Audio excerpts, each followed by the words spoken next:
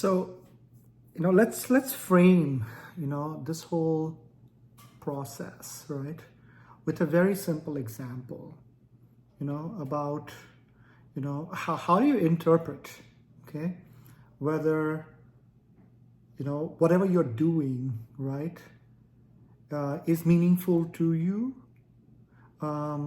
Is there some kind of inherent intrinsic satisfaction you get, versus something that's purely externally driven, right? You're doing it just because you want to acquire money, you want to flex, you want to show off, right? That, you did 1, 2, 3, 4 things, or you bought something, So how do you differentiate that, right? That's the question. And let me start with an anecdote, right?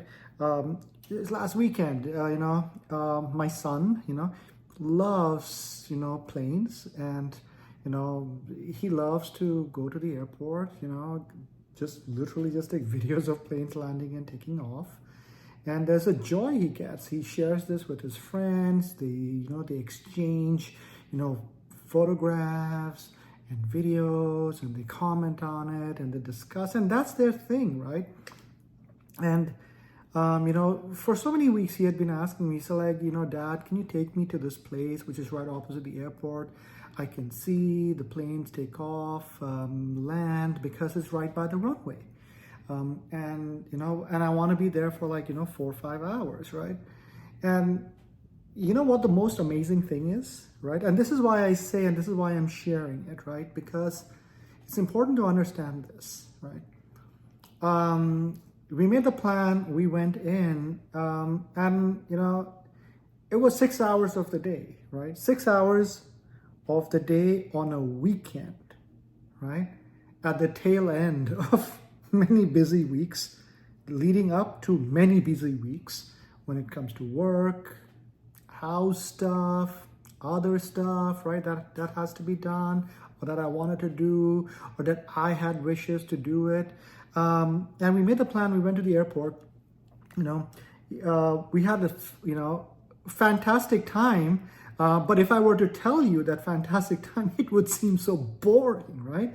Because for 4 hours, I was sitting there with him, and he was just running back and forth, taking videos, showing it to me, all excited about it, and I could see how happy he was, how excited he was, just going through that motion. And for me personally, just think about it as an individual, right?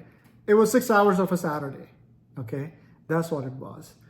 And, today morning, somebody, one of my colleagues asked me, said, how was your weekend? And I told him that, listen, I don't know how to explain this. It will sound extremely boring, but I was so happy being there, right? Being present at that moment. Nothing to do. I had nothing to do, right? I just sitting around, for 4 hours, right? But I felt so happy, so enriched, so fulfilled. And how do I tell, colleagues, for instance, who are goal-driven, who have things to do in life, who have dreams that yet have to be fulfilled, that was an awesome, fantastic moment. It was absolutely awesome, and I wouldn't trade it for any money. And that is the marked change that happened. 5 years ago, I would have still probably done the same thing, but on the inside, it would have felt like a compromise. I was compromising on my time. I was compromising on things I wanted to do. I was compromising on, 1, 2, 3, 4, things I could be spending my time more wisely, like be really focused. 6 things to study because it's going to help you do a better job at work. You're going to get promoted, and don't waste your life away, And that's how I would have been, okay? And I know there are many, many people on this planet who are much better than me. I get it, right? But I'm just being really transparent and honest, right? That's how I would have been, right? 5 years ago, I know myself. But this year, if some now that I went through that and the transformation that's happened, okay, it's amazing. Because today, if I were to walk out and if a bus struck me and I had 5 minutes to live, that would be the moment that came to my mind when I was remembering my son. And it's the most awesome, deep connection that you can feel.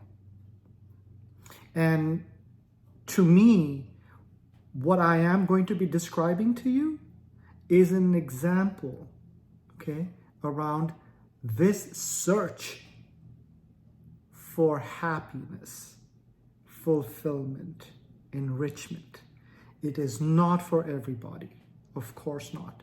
Okay, there are so many other ways, and by the way, so many more people who are way, way more accomplished and intelligent than me on this, right? But I stumbled upon a method, a secret sauce that works for me. And if I'm an average human, and even if 1 out of 100,000 people, okay, are in my state of mind, I think they could benefit from what I'm going to share.